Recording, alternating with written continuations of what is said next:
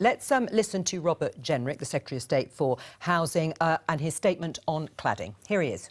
I am therefore, today, making an exceptional intervention on behalf of the Government and providing certainty that leaseholders in high-rise residential buildings will face no cost for cladding remediation works. We will make further funding available to pay for the removal and replacement of unsafe cladding for all leaseholders in high-rise residential buildings of 18 metres and above, or above 6 stories in England. Well, that was Robert Jenrick. Greg Dawson, our reporter, has been covering this ever since it began, not long after Grenfell Tower. Greg, just again, summarise the headlines of this announcement and statement from Robert Jenrick. So, 2 key points. If your building has unsafe cladding and is above 18 metres, the government... England. Yes, in England. The government has gone further than the initial promise of 1.6 billion to remediate those buildings. It said now, basically, if your building is above 18 metres, the government will meet that cost. Now, crucially, there are hundreds of buildings that are under 18 metres, with people saying, well, what about us? What the Housing Secretary has confirmed is that the government will provide a low-interest, long-term loan where people will not repay anything greater than £50 per month for the removal of that cladding.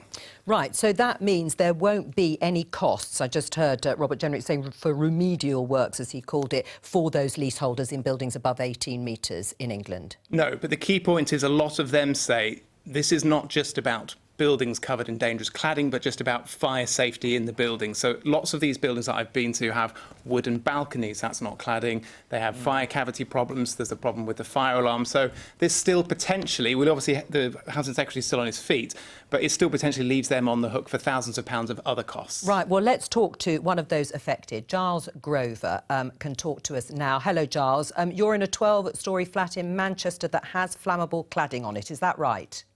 Good afternoon. Yes, I am. We have the same style cladding as the Grenfell tragedy, as well as other serious safety issues. Now, no doubt you've been listening closely to what Robert Jenrick has said so far. What's your initial reaction? It's not good enough. It's not a solution at all. It's still dealing with half of the problem. Extending the money is fine, but it's still a fraction of the actual costs that are required.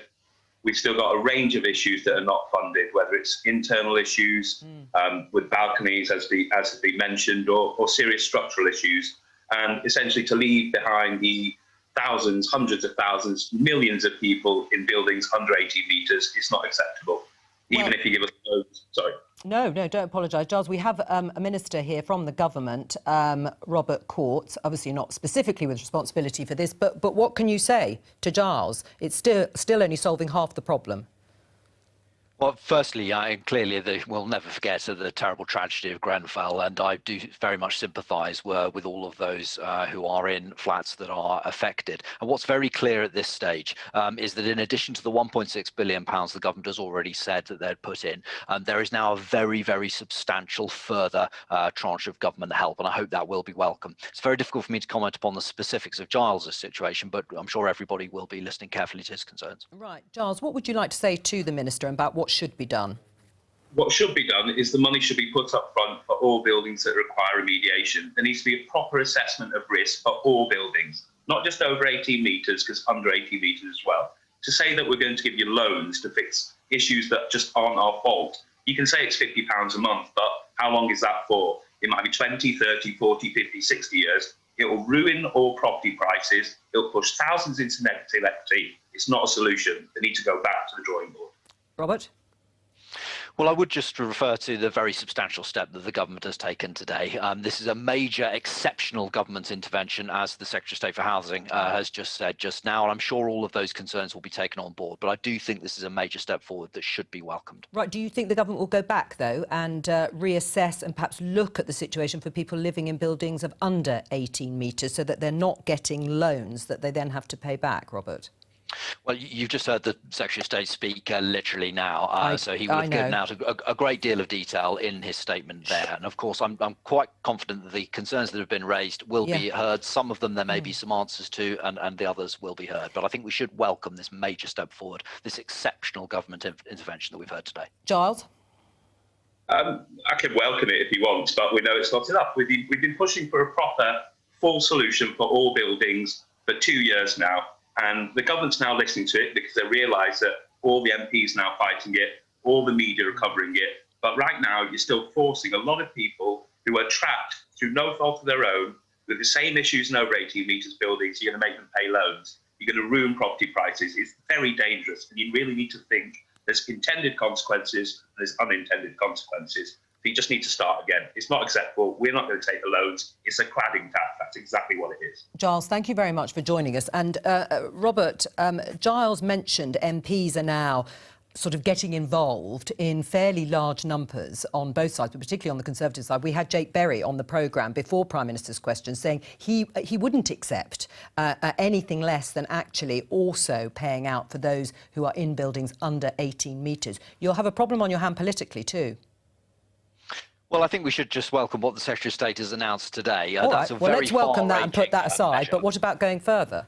If you're going to have a political problem...